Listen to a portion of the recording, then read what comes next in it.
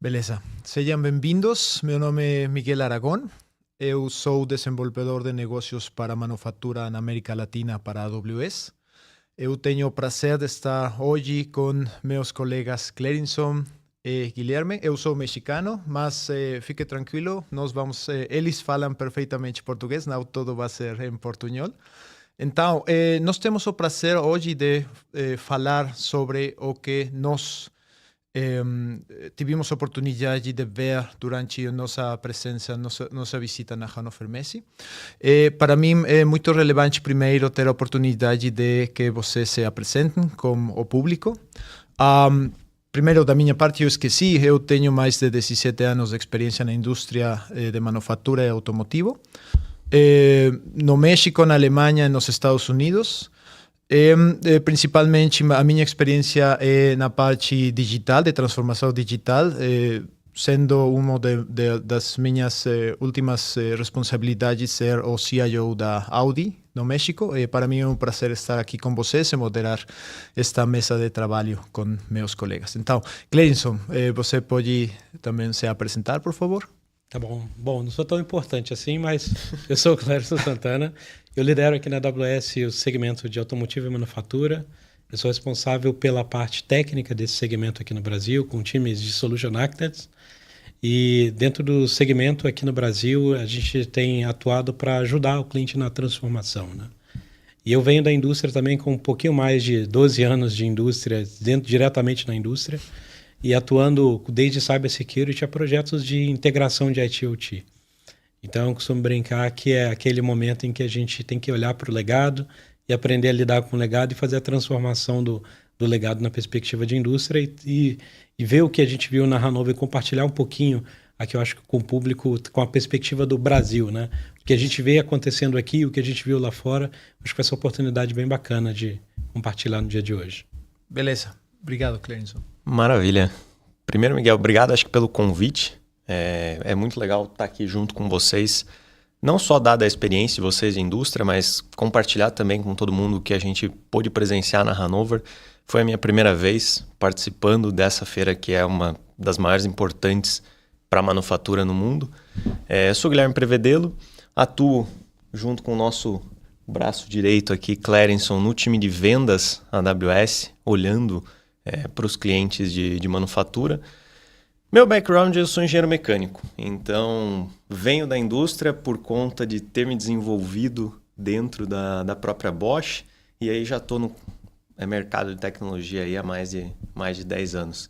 E de novo, acho que vai ser muito legal a gente poder compartilhar a nossa visão, e aí eu, como vendas aqui, quero trazer um pouco do que também eu tenho escutado dos clientes em relação aos desafios, e não só a perspectiva técnica ou perspectiva de desenvolvimento de negócios, mas também o que a gente tem escutado nos bastidores. Sim. De novo, obrigado pelo... Beleza, não, obrigado pela participação. Acho que isso vai ser super legal, ter as perspectivas das três áreas de negócio diferentes, falando sobre o tópico técnico, também a parte de vendas, muito mais próximo do cliente, das necessidades do cliente, e a parte holística do desenvolvimento de negócios. Então, vamos começar falando sobre a feira em geral, porque, como você falou, acho que o principal é também que o público tenha um entendimento do tamanho da feira. Sim. Antes de continuar, eu gostaria também falar para o público que se eles têm alguma pergunta, podem colocar diretamente no chat de YouTube. Nós estamos todos olhando aqui, prestando atenção. Isso, então, para poder responder as perguntas que eles têm diretamente. E também, se nós vamos colocar alguns links para informação que achamos relevante para o público dentro do chat durante a conversa. Então, por favor, tenham seguimento do chat diretamente. Então, para falar diretamente sobre a feira, alguns números sobre a feira, porque é a mais importante, a mais grande do mundo em relevância, falando sobre indústria ou tecnologia, transformação da indústria. Nós temos que este ano participaram algo assim como 127.000 assistentes, pessoas diretamente na feira, mais de 4.000 companhias também tiveram participação na feira, já seja através de apresentações ou também trazendo demos dentro da feira. É uma feira que tem uma tradição já de mais de 50 anos dentro da indústria e tem inovações super importantes em tudo o que é automação, digitalização. Agora, o tópico mais relevante dentro do mundo, que é a GenAI. Então, para falar assim, qual foi... É a primeira vez que também você esteve na feira? Então, eu gostaria de conhecer, porque eu tive experiência antes como cliente dentro da Audi. Mesa. Isso, dentro de uma perspectiva diferente. Mas eu gostaria de conhecer qual foi a sua perspectiva, a sua impressão da feira como primeira vez que vocês participam e tendo a experiência que vocês já têm dentro da indústria brasileira. Então, manda ver. Bom, posso começar então. Apesar de ser engenheiro mecânico, foi minha primeira experiência com a Hannover Messe. O primeiro que me chama a atenção é o tamanho da feira. Então, o ponto é você ter mais ou menos 2 quilômetros para você atravessar, ter todos aqueles pavilhões, 20 e poucos halls, cada hall olhando para soluções e inovações e tecnologia diferente. Eu acho que aquilo me chama muita atenção, porque a gente está falando de uma feira que ela é voltada para a manufatura. Uhum. A gente está muito acostumado em tecnologia de olhar para temas de OT, IT, voltados especificamente para TI. Mas ela é uma feira muito mais abrangente. Então, para quem nunca foi ou para quem nunca buscou conhecer um pouco mais sobre, cara, você vai ter lá desde processos produtivos até novos materiais, até inovações, seja para agricultura, com drone, com IA. Então, ela é muito abrangente em todos os temas de engenharia, impressão 3D, por exemplo, do que apenas tecnologia. Eu acho que esse é o primeiro ponto. O segundo é realmente o tamanho, porque apesar da minha curiosidade de visitar um outro stand aqui e ali, realmente eu acho que 5 dias de feira é pouco. Você tem que criar um roteiro e criar uma programação do que você quer olhar. Então, não adianta você ir com uma visão de quero buscar visitar a feira como um todo e lá eu vejo o que eu faço.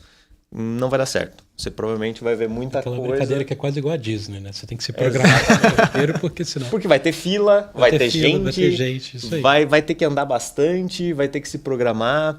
Então, sem contar os tours que tem dentro dos booths, os keynotes, tem muito conteúdo.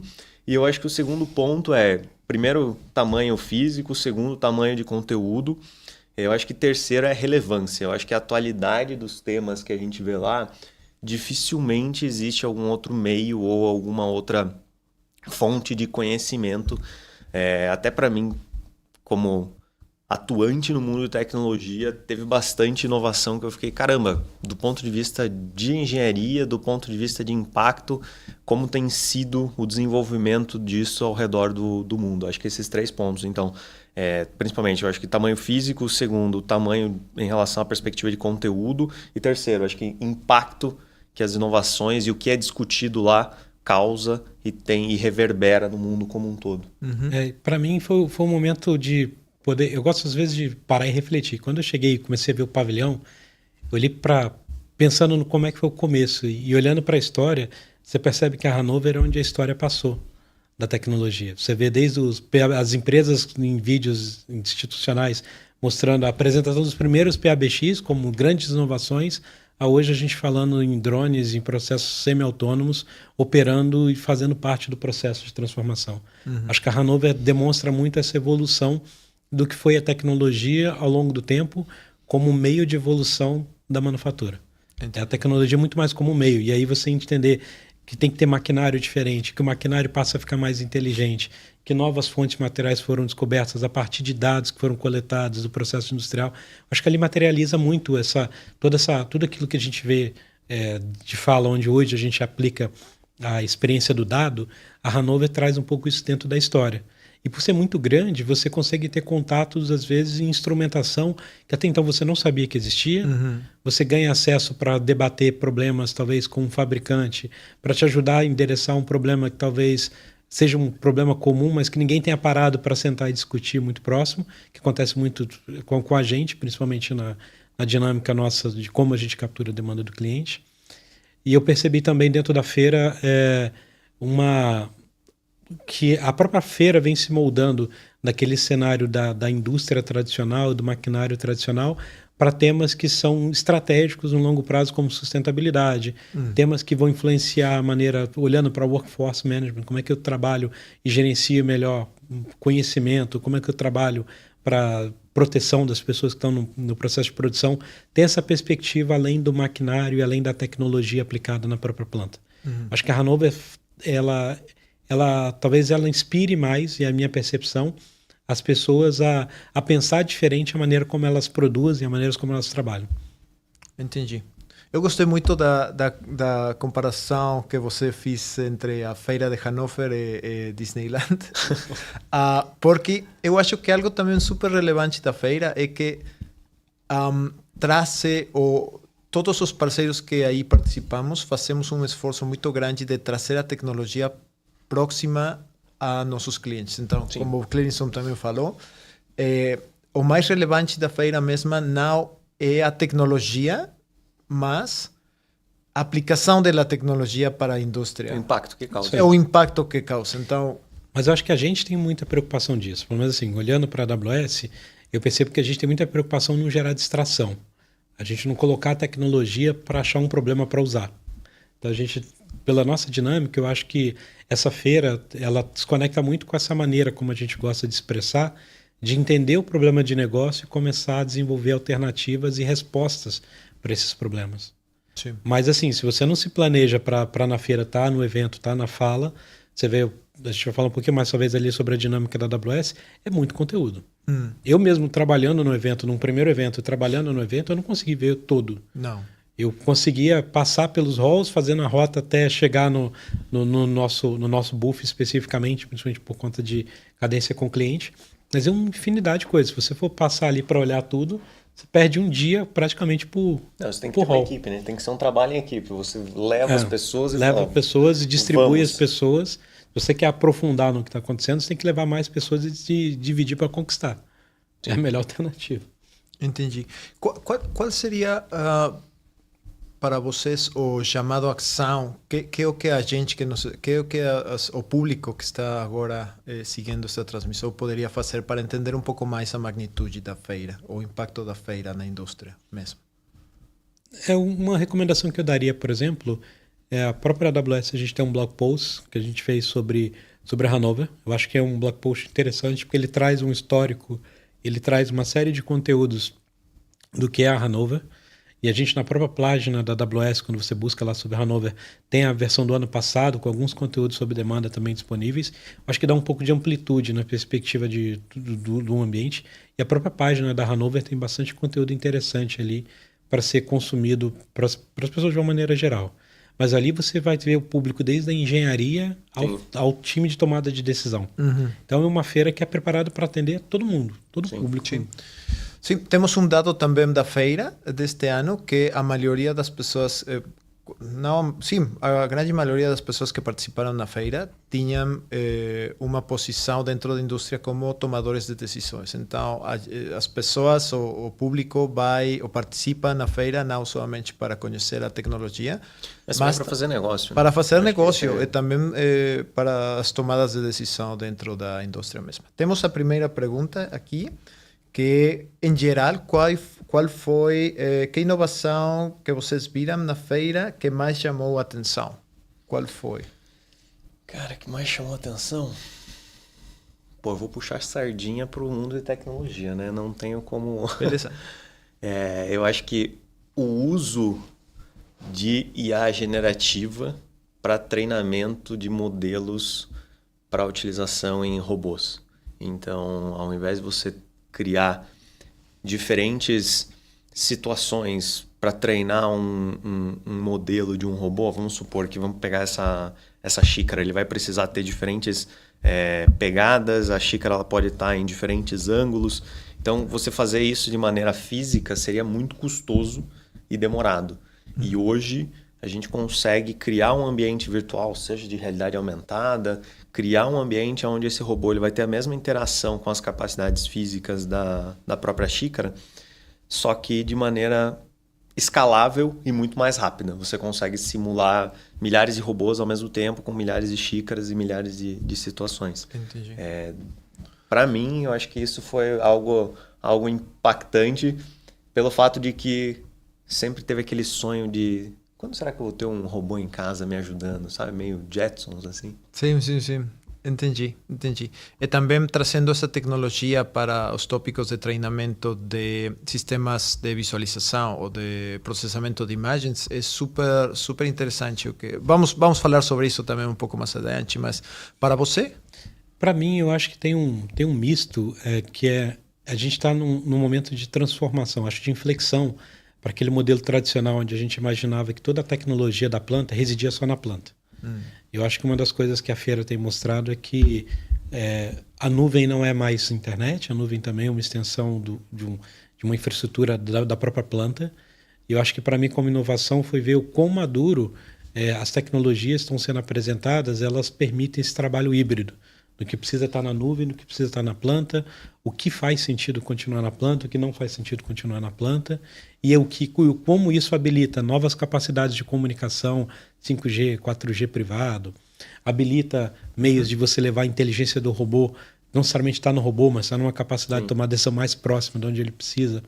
Eu acho que esse ano, para mim, foi uma consolidação de que isso não é mais uma coisa a ser discutida se faz ou não faz sentido.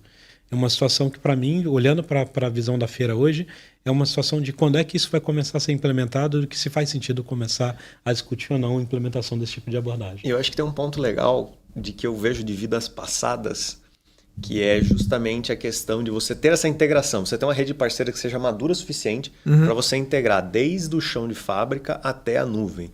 Porque sempre que a gente falava de IoT, e aí com a experiência de vocês diretamente na indústria, do outro lado da mesa, vocês não me deixam mentir, a gente sempre teve uma discussão sobre como que eu integro talvez aquele equipamento que não tenha já pronto de fábrica uma integração com nuvem ou não seja nem sensorizado versus trazer esse dado para a nuvem e ter insight de fato. Eu acho que o que você comentou, Clarence, é legal de ver realmente o quão maduro a gente está com o ecossistema para poder fazer essa integração fim a fim e não ser mais aquela dor de cabeça. Cara, mas e quem que faz o quê? Como é que eu... mas eu vou conversar com a AWS, mas e a outra ponta lá? Existe um tema no mercado que eu acho que é a visão de convergência IoT. Isso porque quando todo novo tema, cada um às vezes pode criar algum bias e tentar direcionar um pouco o assunto. Você vai ver pessoas falando que a convergência é juntar o departamento e colocar todo mundo debaixo de uma estrutura organizacional única. E o que eu percebo é que principalmente a gente tem usado muito a perspectiva de que a visão da convergência é levar o centro de gravidade da conversa para o dado. E não só para as estruturas, elas se adaptam, mas a informação é que é importante porque ela está resolvendo um problema para o negócio. E eu percebo que esse tipo de tecnologia, esse tipo de abordagem que a gente está falando hoje, não é mais se vamos fazer, ou se vamos fazer, levar a informação, ou se vamos ser mais seguros. Na verdade, a segurança é parte intrínseca, ninguém mais vai discutir se vai ser básico, mais ou não, porque é o básico, é o higiênico que tem que ser feito. E aí a discussão é como é que a gente faz esse dado gerar valor mais rápido para o negócio. Quando a gente vê as empresas mudando o centro de gravidade para esse nível de discussão, a gente vê que as coisas aceleram muito e as tecnologias estão prontas. A gente viu dentro do próprio Buff da AWS uma série de parceiros ali, a gente tem vários casos lá para comentar e que demonstram que o nível de maturidade que já se alcançou não se mais discute se vamos fazer se é mais seguro ou menos seguro. Níveis de proteção, de proteção do próprio ambiente de produção, eles já estão meio que intrínsecos, implementados e é muito mais fácil hoje em dia com as tecnologias atuais até conviver com o legado, né? Sim. É a brincadeira que eu aprendi com um amigo meu, eu uso isso volta e meia também, é que o mundo só foi feito em 7 dias porque não tinha legado. A gente precisa aprender a conviver e adaptar e transformar e a gente está nesse momento. A gente vai ver que já tem tecnologia para ajudar essa convergência a acontecer. Entendi. No sentido de entender que você não vai discutir se vai fazer mais rápido ou mais seguro. Isso já não é mais discutido. A discussão é onde é que isso traz valor. Sim. E aí o GenAI tem ajudado a acelerar esse tipo de discussão. Entendi. Vamos um passo antes, primeiro, para as pessoas que estão também escutando nossa conversa. Por que é relevante falar da nuvem quando nós falamos, por exemplo, de tecnologia disruptiva como GenAI? Porque temos também certa tecnologia de IT rodando diretamente nos sites dos clientes ou das diferentes empresas, mas por que é relevante falar sobre tecnologia, ou por que é um dos principais desafios já começar a trabalhar com tecnologia de nuvem quando nós falamos sobre trabalhar com tecnologia disruptiva dentro da indústria? Eu vou começar numa visão que, assim, naquela linha da brincadeira do transformar o legado, os clientes estão no momento onde ele precisa transformar coisas básicas, como o ambiente físico. E transformar um ambiente físico no momento onde você tem que ficar trocando servidor, fazendo atualização do sistema operacional, virtualizador, esse tipo de operação não necessariamente é uma operação que agrega valor diretamente para o negócio. Então, o que a gente tem percebido, e aí parte até da nossa estratégia, é tentar simplificar essa parte do tomar conta daquilo que é talvez a função básica de prover a tecnologia para o negócio. E aí a gente vê tecnologias que fazem parte do ecossistema que vão trazer a experiência da nuvem para dentro do cliente, como a gente demonstrou lá no Como Outpost. Eu pegar uma infraestrutura gerenciada, serviços, trazer isso mais perto para a planta e reduzir aquele impacto da latência, o impacto, de repente, a qualidade da conexão não é tão boa e você não pode depender de ir à nuvem para fazer determinado nível de processamento que é mais crítico. Você pode esperar determinada tomada de decisão para ir para a nuvem. E eu percebo que agora esse ecossistema está bem sólido. E o portfólio, trazendo a perspectiva do que a gente fez na AWS, a gente conseguiu montar um portfólio onde a gente permite o cliente escolher a dose de processamento na borda que ele precisa. Desde uma larga escala, uma pequena escala, mas ele pode tomar essa decisão. E aí agora, com o futuro, com o Kuiper, com uma série de comunicações novas chegando... Kuiper ainda. Exato. E assim, mas eu acho que a Hanover do ano que vem vai ter muito sobre isso, falando sobre o quanto isso vai ser disruptivo, a conectividade, as barreiras da conectividade sendo derrubadas e você podendo estender a infraestrutura da nuvem como um data center adicional sem tocar a internet usando um satélite. Então acho que esse é um efeito de transformação, mas é maturidade, é aquela visão de ganho de maturidade pela necessidade que o negócio vem impondo. Que é a própria maturidade que a gente vem observando dentro do tema de Generative AI ao longo dos anos, né? A gente olha do ponto da perspectiva de clientes, da perspectiva de vendas, 2023 foi muito um ano de experimentação. Então, acho que o que eu faço? O que é isso? É de comer ou é de passar no cabelo? 2024 foi o que a gente olha de ano de POCs, né? Então vamos fazer prova de conceito, vamos tentar usar aqui para... eu tenho talvez o projeto A que dê certo, vamos fazer o chatbot. Falando sobre GenAI. Falando especificamente sobre Generative AI, e aí conectado ao tema de indústria. Vamos fazer uma POC, chatbot, enfim, que tipo de aplicação que eu tenho aqui. E aí, por fim, hoje o que a gente vê é, qual que é o impacto que isso está gerando e como que eu escalo isso de fato dentro do meu negócio.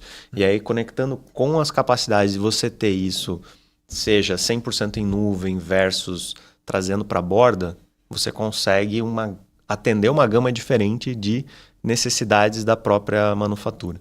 Eu acho que do ponto de vista de vendas e de clientes, é algo que a gente tem observado esse ano. Também falando sobre as necessidades dos clientes, um dos principais desafios deles é também a integração da informação que está em diferentes silos. Diferentes silos. Então, a nuvem é uma resposta clara para esse desafio, para poder ter acesso a essa informação de jeito pronto e também imediato, e poder ter também a capacidade de processamento que no caso específico da AI precisa para poder... Para fazer a expansão, né?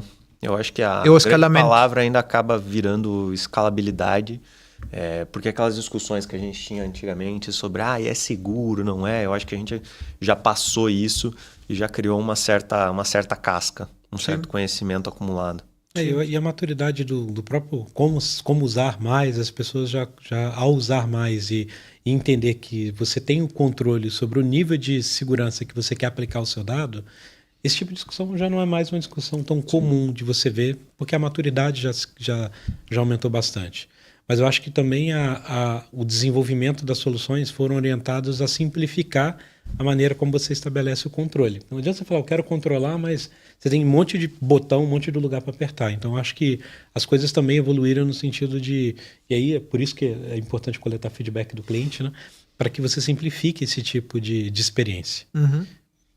Ok, respondendo a uma das perguntas que foi colocada aqui no chat de Victoria Koenig, qual é a inovação levada pela AWS na feira? Qual é a mais relevante? Nós falamos muito sobre GenAI, seria a resposta direita, mas pensando um pouquinho mais, qual seria a aplicação da GenAI que foi mais importante para vocês? Eu percebo uma situação interessante aí de posicionamento, assim, voltando para a visão que o Gui trouxe do histórico de 23 até chegar no momento que a gente chegou.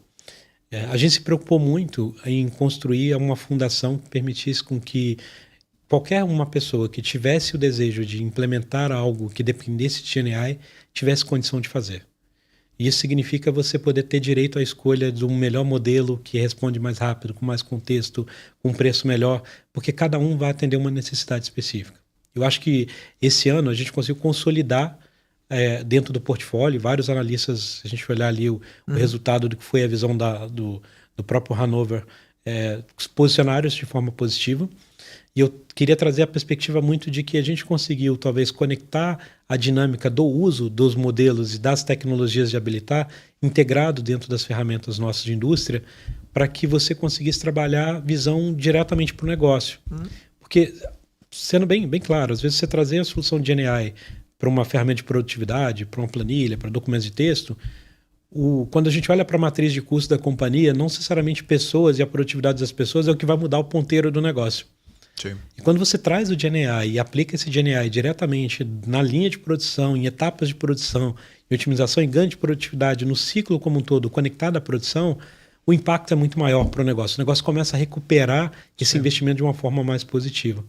E eu percebo que esse ano, como inovação, é fazer com que o acesso a GenAI dentro do contexto industrial tenha sido simplificado ao ponto de você, com poucos cliques, habilitar e já começar a extrair valor ali de interação com o dado que você está coletando do chão de fábrica. Acho que, para mim, esse foi um dos aspectos positivos. Especificamente em relação à Generative AI para a indústria, cara, eu tenho alguns pontos que eu achei relevantes. O primeiro, eu acho que é o treinamento de robôs, usar LLM para criação de dados sintéticos. Aí não só para treinamento de modelos para robótica, mas também para visão computacional. Então, para você poder reconhecer se isso aqui é um microfone, isso aqui é um smartphone, etc. Mas tem alguns pontos, por exemplo, de você acelerar e otimizar o desenvolvimento de produto na ponta. Então, você usa lá um SolidWorks, você usa um AutoCAD. Então, você fazer essa geração desses modelos, seja em 2D e 3D, de forma mais otimizada, mais rápida e permitindo colaboração de times. Então, você ter times conectados, seja que você tenha um time de desenvolvimento a nível Brasil, um time de desenvolvimento Estados Unidos, um time Europa, enfim, Ásia, você conseguir todos esses times acessando o mesmo repositório e utilizando aqueles dados para acelerar o desenvolvimento de produto. É algo que você consegue ter capacidade apenas quando você está num ambiente 100% em nuvem ou nativamente em nuvem. Eu acho que esse é um segundo ponto. Quando você fala de High Performance Computing, então rodar simulações, sei lá, uma simulação de ANSYS, você pode ter o teu cluster ali on-premise e você fazer a extensão disso para uma peça que eu preciso de uma acuracidade maior ou que eu preciso de mais nós. Como é que eu ganho capacidade computacional só por um período específico para aquele desenvolvimento, para os meus engenheiros durante aquele período de 6 meses, 12 meses, ou faço filas em paralelo e tal, eu tenho esse benefício quando eu trago para a nuvem. Se me deixar aqui, eu tenho mais uma lista para falar, eu acho que de inovações em relação à AWS. Mas vamos dar um pouco... Muito obrigado. Vamos dar um pouco de contexto sobre quais são as diferentes partes da manufatura que a AWS considera dentro disso, para ter uma visão geral. Nós temos 5 componentes principais dentro da manufatura na AWS, que são a produção mesma, Smart Manufacturing, a cadeia de suministro, supply chain, engineering and design, que é do que você falou diretamente agora, Guilherme. Nós temos também o tópico que é super relevante, eu gostaria de passar como a seguinte pergunta também para isso, que é a sustentabilidade, e nós temos a fortuna, a sorte de ter aqui a nosso representante da AWS Brasil, para o tópico de sustentabilidade, que é o Clérinson, então vamos poder falar também muito sobre isso. E, finalmente, o tópico de Smart Products e pós-vendas, que é também algo que eu gostaria de tocar mais adiante na conversa. Então, falando sobre isso, sobre o tópico de sustentabilidade, aqui Jonas Rodrigues pergunta sobre a matriz energética e que foi apresentado pela AWS. Hidrogênio? Pode você falar um pouco sobre o que foi apresentado sobre o tópico de sustentabilidade lá? É interessante que dentro da AWS, do posicionamento, acho que a AWS foi o único player que trouxe a sustentabilidade como um dos pilares da estratégia de transformação de indústria de uma maneira mais, eu vou dizer assim, intencional. Tendo um quiosque, tendo um ponto, você tendo capacidade de conversa. Então, desde lidar com a situação do social, as situações de economia circular, até como você pode usar as tecnologias da nuvem para acelerar a estratégia de sustentabilidade. Dentre elas, usar a tecnologia para te ajudar a achar o modelo ideal de novas fontes de energia. Então, o hidrogênio, por exemplo, é parte de algumas estratégias. A Amazon, por exemplo, é uma das maiores compradoras de hidrogênio hoje, a nível de investimento de hidrogênio verde, até como parte de uma estratégia da Amazon como um todo de sustentabilidade, como parte da estratégia do The Climate Pledge. Então, é usar em forklift, empilhadeira, né? Você poder substituir geradores também usando hidrogênio verde. Mas é um assunto que está em desenvolvimento como uma fonte complementar, além da toda a parte de eletrificação. E esse ano, para a gente, foi interessante ver dentro do evento, é que quando a gente olha para o que era o target de uso, por exemplo, de energia renovável da Amazon, era chegar em 2030 a ser 100% de energia renovável. Só que em 2023 a gente conseguiu alcançar esse número. Então a gente conseguiu 7 anos antes trabalhar de uma forma intencional e antecipar essa agenda.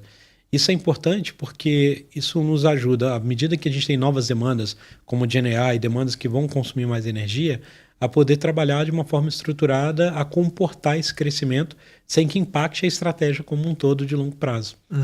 E muito disso está associado à eficiência, porque assim, a gente percebeu que não adiantava só focar no meio do uso de novas fontes de matriz de energia, mas a gente precisava trabalhar de uma maneira mais eficiente. Para não ter aquela coisa, vou colocar um data center no oceano. Pô, mas aí eu impacto um outro ecossistema. Então a gente teve uma ideia de fazer o seguinte, então vamos otimizar o que a gente já tem de infraestrutura atual e melhorar a condição de uso da nossa tecnologia de resfriamento, de uso de energia, para alcançar uma eficiência e transformar essa eficiência em retorno, tanto em redução de custo, quanto em valor positivo em relação à agenda de sustentabilidade. Então isso é o que basicamente a gente fez nesses anos ali dentro da agenda de sustentabilidade. E dentro do buff da AWS, os clientes também conseguiram entender como eles poderiam usar fontes de dados que a gente provê dentro do AWS Open Data Program, para que você obtenha dados para te ajudar a fazer um planejamento de produção, um planejamento de venda, um planejamento de novas matrizes de consumo elétrico, para que você otimize etapas do processo, porque a visão de sustentabilidade é você conseguir fazer mais com menos. E usar a tecnologia como meio de acelerar essa jornada de transformação, porque na transformação digital você faz isso em meses, anos. E em sustentabilidade você tem um impacto que você vai coletar o retorno em décadas. Então é importante começar antes. E a gente tem condicionado o uso de tecnologia como meio de aceleração. Sim. Por exemplo, imagens de satélite para fazer planejamento, fazer uma série de análises.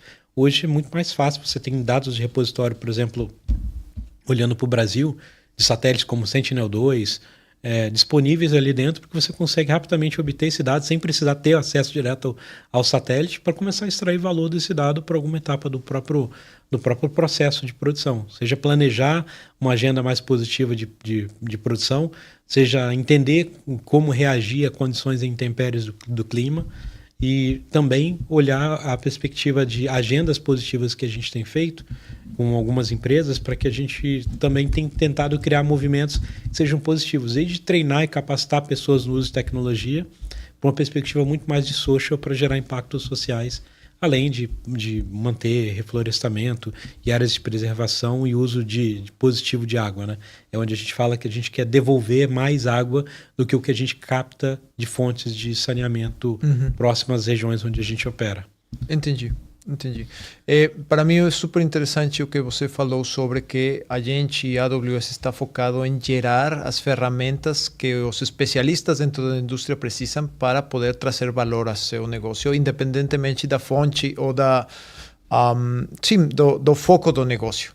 Então, por exemplo, aqui os dados são os três. Então, se nós estamos trabalhando, e também durante a feira foi super claro que nós estamos trabalhando para desenvolver essas ferramentas e soluções junto com nossos parceiros para poder apoiar a indústria, mas nós estamos deixando as ferramentas ou trazendo as ferramentas às mãos dos especialistas da indústria mesma e apoiando com capacitações, com treinamentos para eles também. E eu vejo uma coisa que assim, a gente não espera ter todas as respostas, mas a gente está junto para achar junto com o cliente. Então a gente tem que condicionar o dado e dar a ferramental para que a gente consiga, quando a gente não sabe qual é a resposta, pegar junto e ajudar a encontrar essas respostas. E eu acho que tem um ponto bem relevante aqui da perspectiva de ajudar o cliente na AWS, que eu particularmente gosto bastante, que é justamente você ter essa capacidade de o cliente poder construir sozinho. Então, eu brinco que a AWS é um grande caixa de Lego. Então, você consegue dar as ferramentas para o cliente construir sozinho e a gente ajudar nesse processo, ao mesmo tempo que a gente tem parceiros do ecossistema que talvez tenham um conhecimento super aprofundado em sustentabilidade ou que tenham um conhecimento super aprofundado em desenvolvimento de produto. Ele poder criar já uma solução combinando esses Legos AWS e aí um cliente poder ter esse acesso, seja ele mesmo customizar a própria solução dele ou ele já ter isso harnessed, já ter isso melhorado, digamos assim. Sim, otimizado. Otimizado, exatamente, por um parceiro. Eu posso apoiar com o português também. Uma coisa também interessante é que a gente, ao longo do tempo, a gente começou a criar alguns frameworks para acelerar jornadas. Isso. Então, sustentabilidade, a gente criou um framework de estruturas de data lake para que o cliente não precise pensar como desenhar e construir um data lake. Ali dentro tem uma série de boas práticas, uma série de guias de como olhar, como normalizar o dado para construir um data lake na perspectiva de sustentabilidade. A gente tem guidance que você pode fazer isso e também na perspectiva de indústria. Sim. Então, assim, como eu penso uma visão de um data lake para uma perspectiva de indústria? Como eu falo, um data lake de sustentabilidade, um data lake de indústria, porque naturalmente ao longo do tempo, são departamentos diferentes dentro das organizações que conhecem o dado. Isso. E o que a gente tem que perceber dentro do cliente é que a gente está movendo a dinâmica muito mais para uma perspectiva de data mesh, mais do que a visão anterior só de um data lake. E cada vez mais, tanto na sustentabilidade quanto na perspectiva de uso industrial, para efeito de você ter um uso melhor de recurso, você precisa ter uma capacidade de fornecer o dado sem que você tenha que ficar gerando cópias do dado. Porque se você gera várias cópias do dado, você está pegando uma capacidade de analytics, distribuindo nos laptops de todo mundo dentro da organização para processar o dado, você não está fazendo de uma forma eficiente. Sim. Então você vai ter que trocar equipamento dos usuários finais, sendo que você poderia centralizar na nuvem, criar uma estrutura organizada para processar esse dado uma vez e fornecer esse dado já estruturado de uma forma a ser mais flexível de consumo pelo usuário final, sem que você tenha que ficar gerando cópias e mais cópias dessa informação. Isso também é um aspecto de sustentabilidade. Então, acho que a feira demonstrou dentro do BUF que esses frameworks que a gente vem criando vem ajudando o cliente a acelerar a maneira de adoção. E aí, a visão do que era o Lego, ele começa a ter uma perspectiva muito mais de uma visão de solução mesmo, de um produto, muito mais com cara de produto final, para acelerar aquele cliente que já está numa jornada de eu não tenho tempo, eu preciso começar rápido, e pode contar com parceiros que já têm experiência em fazer isso em escala para aplicar esses frameworks dentro das organizações. Entendi. Agora, falando sobre esses mecanismos de acompanhamento que vocês mencionaram, nós temos uma pergunta de Letícia Hess. Primeiro, ela menciona que gostou muito de acompanhar a feira através do LinkedIn de Prevedelo. Então, nosso influencer muito estrela. Bom. Nós vamos a compartilhar nossos LinkedIns também ao final da conversa, através do chat, para que as pessoas que tenham interesse possam também... Acho que tem alguns materiais que vale a pena a gente ir compartilhando. Isso mesmo. Tá? Sim, porque nós estamos constantemente também, não só durante a feira, nós estamos compartilhando materiais, informações que podem ser relevantes para as pessoas que têm interesse na transformação industrial. Sim. Então vamos compartilhar, mas a pergunta dela é referente como a AWS acompanha na prática as mudanças constantes que a IA traz diretamente para o mercado. Acho que é uma pergunta que vai acompanhando a pergunta ou a resposta que você deu anteriormente, mas eu gostaria de entrar um pouco mais a detalhe sobre os mecanismos que a gente tem para acompanhar a transformação digital que a IA traz para a indústria ou o mercado mesmo. Eu acho que, começando aqui, só para uma perspectiva de portfólio até, para entender um pouco a dinâmica. Quando a gente lá atrás focou em construir o que é o Bedrock, que é o nosso serviço, que te permite acessar diversos tipos de modelo, trazer os controles de guardrails para que o usuário que está fazendo uma interação com a inteligência artificial não tire o foco, né? Faz sentido, você está focado numa solução para a indústria e começar a perguntar como é que foi o jogo de futebol, o resultado da noite anterior. Então, é garantir que você tem os guardrails de estabelecendo os limites e os focos de como a informação precisa ser feita, num lugar centralizado, e também ter a capacidade de comparar, como o Bedrock faz, a eficiência, por exemplo, para os seus prompts, para suas entradas dentro das soluções de IA, para que você consiga identificar se o modelo que você está usando, de fato, ele é o mais eficiente para aquele problema que você espera resolver. Porque quando o mundo de AI começou, as pessoas se inspiraram muito em ferramentas de chat, por uma situação natural, que é o que a gente chama de você usar o front office, você está lá diretamente interagindo com o modelo, mas as pessoas esquecem que o GenAI tem agregado muito valor no back-office, onde você não necessariamente escreve o prompt, mas ele está operando por trás ali, a partir do momento que algum dado está sendo gerado e está sendo inserido dentro do seu contexto ali de operação. E eu percebo que, nessa visão, o que o Bedrock, ao habilitar essas opções de modelo, permitiu aos clientes é a gente poder usar, por exemplo, um Claude com um Sonnet combinado com um Llama para atender dinâmicas desde onde eu preciso de mais contexto, onde eu preciso de mais velocidade, fazer um paralelo de custos, onde eu posso pagar uma relação de consumo de custo mais adequado ao problema de negócio. E quando a gente lança o Nova no ano passado e anuncia o Nova como modelos complementares, a gente também traz a alternativa do cliente poder usar modelos que são muito mais baratos do que os modelos comerciais já existentes, mas com um nível de consistência e qualidade, e olhando a perspectiva de trazer dado conectado à base de que o cliente já possui, que é o que a gente chama de RAG, né? A técnica de você poder buscar dados que você já tenha dentro do complemento da corporação e fazer com que o seu modelo responda mais conectado ao contexto de informações que você tem dentro da companhia. Isso flexibiliza para que você mantenha o nível de proteção adequado, que cada um pode ver, que cada um pode enxergar sobre o seu próprio dado. Acho que isso, para mim, é algo que chamou muito a atenção, ver isso na feira, porque a gente tinha um quiosque, por exemplo, com a Amazon Q Business, que é a nossa solução corporativa de uso de GenAI, onde dentro da corporação você pode usar plugins e plugar com o seu SAP, plugar com o seu Salesforce e começar a perguntar a informação, como é que está meu nível de produção? Tem um impacto na produção devido a uma parada de um equipamento. A partir da parada do equipamento, saber se tem peça, se não tem peça, já disparar com o agente para fazer o pedido, a ordem de compra da peça ou a ordem de fazer a cotação e depois gerar a ordem de compra de uma maneira toda automatizada, interagindo diretamente com informações que você já tem dentro do processo de operação, ou até mesmo perguntando o procedimento operacional, né? A gente estava aqui antes falando um pouco sobre a dinâmica de procedimento operacional. Eu preciso colocar um operador novo e ter capacidade de responder rapidamente àquele operador. Sim, eu acho que o ponto é você integrar, ela permear todos os campos que o Miguel comentou, seja Smart Manufacturing, seja Smart Product, seja Supply Chain, seja sustentabilidade. E eu acho que a forma como a gente se mantém atualizado primeiro, pesquisa e desenvolvimento. Não tem muito segredo, eu acho que é investimento em tecnologia. E aí, respondendo diretamente a pergunta. E o segundo, aí vai para os nossos princípios de liderança, que é justamente ser obcecado pelo cliente e escutar o cliente. Sim. Eu acho que está sempre atento a qual é a necessidade que eu estou resolvendo e qual é o impacto que eu quero gerar. Não vai ter um one size fits all. Se você olhar, cara, não vai ter um modelo que vai responder a tudo e vai resolver tudo.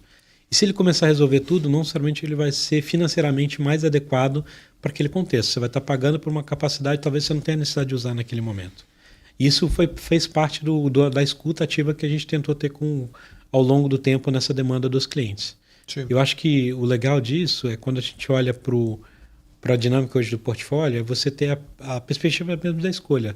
Você poder olhar e falar, putz, isso aqui é o melhor nesse momento, nesse estado, nesse contexto, e você precisa trocar o modelo no futuro por um novo modelo, uma nova funcionalidade, algo novo que surgiu, você não tem que reconstruir tudo numa aplicação porque você ficou preso a um modelo único, a uma API de chamada específica de um único fabricante de solução. O Bedrock te dá essa alternativa de você poder adequar. Se você falar, daqui a pouco sai um DeepSeek diferente, que faz sentido usar. Cara, vai lá, instancia o seu DeepSeek dentro do Bedrock, ele vai gerenciar uma infraestrutura, você não precisa tomar conta da infraestrutura, o dado está dentro da sua conta, está privado, e você consegue extrair valor do que você precisa para o negócio. Então, acho que você tira aquela parte da distração e mantém o foco naquilo que traz valor para o negócio. Sim.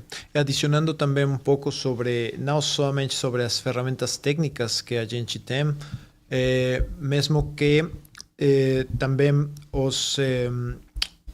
os mecanismos que a Amazon mesma utiliza para a transformação digital de seus processos mesmos.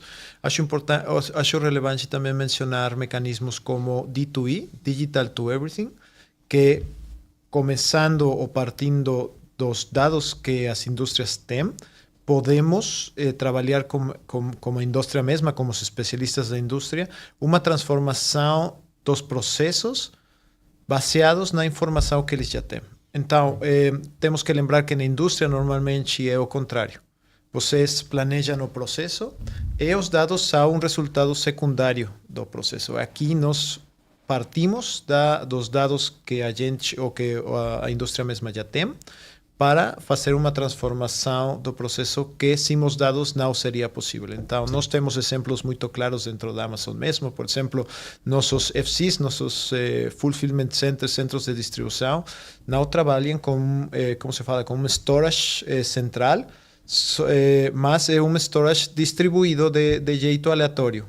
Então, isso não seria possível se a gente não tivesse considerado os dados para o machine learning ou inteligência artificial para poder gerar... O dado que define o processo, né? Isso. Não, então, esse tipo contrário. de insights não é possível se a gente não coloca o foco nos dados. E essa metodologia é o que nós trazemos à mesa nas conversas com o nosso cliente. E nossos clientes podem aproveitar desse conhecimento, dessa experiência da Amazon, de jeito gratuito também, é importante falar, para que eles possam transformar seus processos mesmos. E o resultado desse mecanismo pode ser, na minha experiência, 80% é uma mudança no processo mesmo, mudança nas estruturas também, gerenciamento do processo, e 20% tem que ver com tecnologia, mas é muito poderoso para poder transformar a indústria, porque temos que também lembrar que a transformação digital é muito mais, na transformação digital é muito mais importante a mudança da cultura e o processo mesmo, potenciado pela implementação da tecnologia. São 3 pilares, né? Sim. Eu sempre brinco que é processo, pessoas e tecnologia. Então, se você não tiver os 3 alinhados para o mesmo impacto, para o mesmo norte, dificilmente você vai conseguir entregar o resultado que você quer. Beleza. Vamos com a última pergunta que eu tenho por aqui, de Silas. Ok, os custos para implementações da tecnologia. Como elaborar uma caixa para o uso da nuvem dentro da organização? Como justificar este investimento? Ou como convencer a empresa para destinar recursos para isso? O que a gente tem feito e a gente tem recomendado sempre é para que o cliente nos acione, procure os nossos times de conta, os nossos times de apoio, para que a gente faça isso em 2 mãos. Até porque o cliente que às vezes não tem, talvez, tanta experiência no uso, ou que talvez queira ter um apoio nosso mais profundo no sentido de revisão sobre os cálculos, a gente tem time de contas que podem ajudar a fazer esse tipo de assessment. Porque eu acho que o grande desafio é a perspectiva do custo total, né?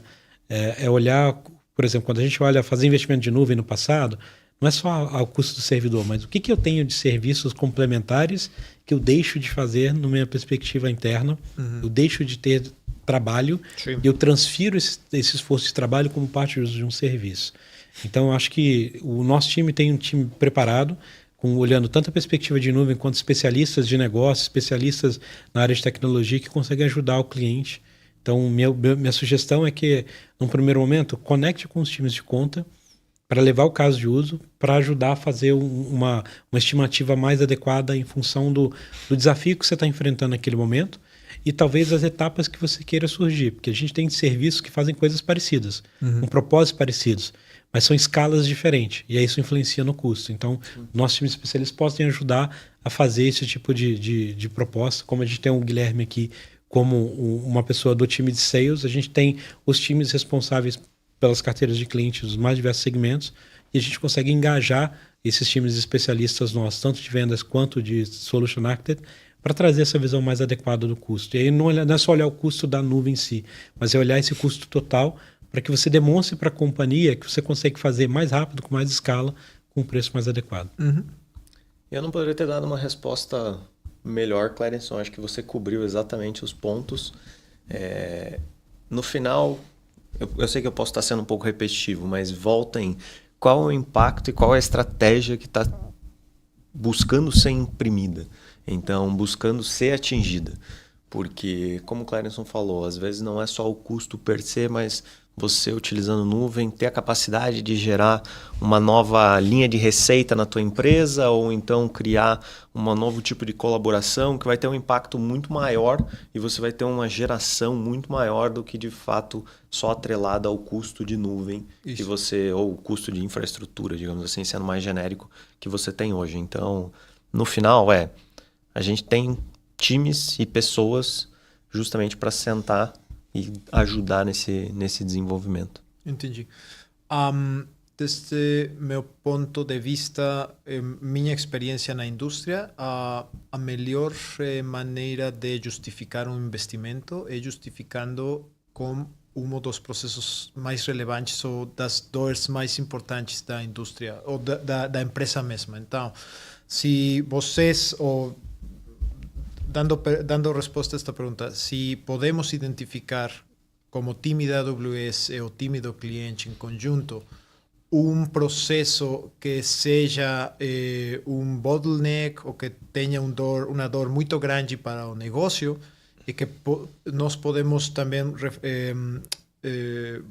transformar ou mudar ou transformar esse dor financeiramente em um benefício para a empresa, é muito mais simples justificar esse investimento, porque temos que lembrar sempre que para a indústria a tecnologia mesma não é relevante. Exato. A tecnologia é só relevante quando apoia os objetivos da empresa. Então, para as pessoas que têm uma responsabilidade dentro da transformação digital de uma empresa, sempre manter presente que nós temos que partir sempre das necessidades da empresa mesma, dos objetivos estratégicos da empresa e ir para trás para identificar os dores, os pontos onde nós podemos apoiar através da tecnologia a melhorar e acelerar a obtenção desses objetivos dentro da E até para você reinvestir, né? Você vai, faz, salva e reinveste. Isso. Sim. Para ir fechando, eu gostaria também de mencionar algo sobre a feira que é super relevante, é que a feira de Hannover cada ano tem um parceiro principal, que é um país convidado. Sim. E este ano foi Canadá. Eu tive a experiência 5 anos atrás, quando o México foi convidado, eu participei e foi algo super relevante para a indústria mexicana nessa ocasião. Mas algo super relevante para o Brasil é que o próximo... Antes de você mencionar, aproveita, conta um pouco de como foi a tua experiência quando o México foi um país parceiro. Eu participei só como visitante, porque eu trabalhava para a indústria alemã, então não fui representando uma indústria mexicana, mas as principais empresas mexicanas participaram. Teve esse movimento de sim, federações de indústria, sim, participaram diferentes federações de indústria mexicana, o governo mexicano mesmo, muitas das principais indústrias ou muitos dos principais clientes mexicanos participaram também e tiveram oportunidade de não só trocar informação ou experiências com outras indústrias, mesmo também iniciar negócios relevantes para eles. Então, ao final da feira de 2017, acho que foi, 16, não lembro bem, mas dentro do relatório do governo mexicano apareceram muitas oportunidades de negócio que foram abertas diretamente durante a feira, porque o foco está na indústria desse país. Então, falando sobre isso, o próximo ano, Brasil será o país convidado, o parceiro principal para a feira de Hannover. Eu gostaria de conhecer de vocês qual seria o call to action ou convite para muitas das pessoas que estão agora escutando-nos, ou nos escutando, para participar no próximo ano da feira. E de que jeitos podem, ou de que maneiras poderiam participar, se não é possível viajar diretamente para Hannover? Eu acho que o primeiro ponto é acompanhar, como o Clérenson comentou no início, sobre ter o AWS Blog Posts, a própria página de AWS for Industrials. Então, acho que acompanhar como a gente fez esse ano, indo até lá, o que a gente vai compartilhar, que a gente compartilhou já de material, de conhecimento, enfim, ao vivo ali, fazendo uma cobertura do evento. Eu acho que essa seria uma das maneiras, que aí você vai ter a nossa visão direto na fonte. Se você não puder, obviamente que o ideal é, tendo a necessidade, tendo a abertura e tendo a vontade, participar presencialmente, mas a gente sabe que Hannover fica um pouquinho longe, a gente tem acomodar todas as responsabilidades no dia a dia. Nós, como AWS, como vendas, como times técnicos, desenvolvimento de negócio, estaremos lá ano que vem novamente, fazendo a cobertura. Então, até a gente pode pensar em algum outro modelo de live durante a Hannover, que aí trazer já as novidades, fazer um wrap-up de cada dia, enfim. Eu acho que como AWS, a gente vai fazer a cobertura do evento, vai estar presente mais um ano. Eu acho que o ponto é convidar também o cliente que queira, já tem um caso com a AWS, quer desenvolver um caso com a AWS, para nos procurar. A gente tá buscando fazer já uma seleção, que tem bastante casos, então a gente precisa selecionar, a gente não vai ter espaço para levar todos os casos, por exemplo, o buff da AWS, porque as pessoas, talvez, para entender, a gente tem não só a infraestrutura do evento, mas tem um teatro dentro do nosso buff com apresentações de clientes. Exato. Então seria muito legal ter clientes do Brasil demonstrando os casos de como os negócios no Brasil foram transformados e gerar uma vitrine e exposição desses clientes dentro de um ambiente como a própria Hannover. Então eu acho que vai ser um ano muito positivo, muito estratégico para o próprio país, tá na Hannover do ano que vem, ser o sponsor, e é a possibilidade de expor as companhias do Brasil para o restante do mundo, e abrir de fato ali a visibilidade para o restante do mundo. E para nós também é um baita orgulho você ter as empresas brasileiras representando em Hannover, tecnologia brasileira desenvolvida aqui, seja tecnologia com apoio AWS ou feita diretamente pelo cliente. Eu acho que, para mim, pelo menos, de novo, como engenheiro, é muito legal você ver isso na prática. Sim. É algo que também é uma vitrine para o mundo, né? Sim, totalmente. Algo também que eu tenho mencionado para vocês muitas vezes é que é a primeira vez nessa oportunidade que eu estou trabalhando diretamente com a indústria brasileira. Posso falar que uma diferença muito grande com outras indústrias dentro da América Latina é que Brasil desenvolve muita tecnologia que pode ser exportada para outros países do mundo. Isso é um motivo de orgulho, acho, para o brasileiro em geral, e também acho que vai ser uma super oportunidade para que o resto do mundo possa olhar esse desenvolvimento que vocês tenham tido dentro da MESI, ou da feira mais importante da indústria a nível mundial. Então, acho que vai ser uma oportunidade muito relevante para o Brasil para se mostrar ao mundo com a transformação que vocês estão tendo. E fica o convite para todos que estiverem nos vendo participarem conosco. Sim, vamos encontrar diferentes formas de também trazer todo o que acontece o próximo ano durante a feira mais próximo para a audiência ou público. E eu já vou aproveitar para deixar um convite de aquecimento, que é dia 13 de agosto, o Summit São Paulo, que é o maior evento que a gente vai fazer no Brasil. E ele já vai ser um evento com um pouquinho de cara já de Hannover, já com uma pitadinha de Hannover, porque a gente vai ter booth de indústria, a gente vai ter espaço de demonstração de indústria, mais de 150 apresentações de palestras sendo feitas simultaneamente dentro do evento. Então, assim, é um evento muito grande, é o maior summit da AWS nas Américas. E já é um convite para o cliente que quiser vir a São Paulo, já procurar lá a AWS Summit, para já participar esse ano. Mais próximo que Hannover, e já pode ser um começo de estreitar ali posicionamento, entender o que está acontecendo na indústria, para participar com a gente depois também lá em Hannover, para quem estiver presente. Muito obrigado. Com isso fechamos já oficialmente este live. Espero que seja sido de seu agrado ou de seu interesse para todo o público que participou. E o convite é também para que nos sigam dentro das diferentes redes sociais da AWS, como AWS Brasil dentro da Instagram, para conhecer todas as atividades e todos os eventos nos que vamos estar participando e que vocês também podem participar diretamente. Muito obrigado. Muito obrigado. Obrigado. Obrigado.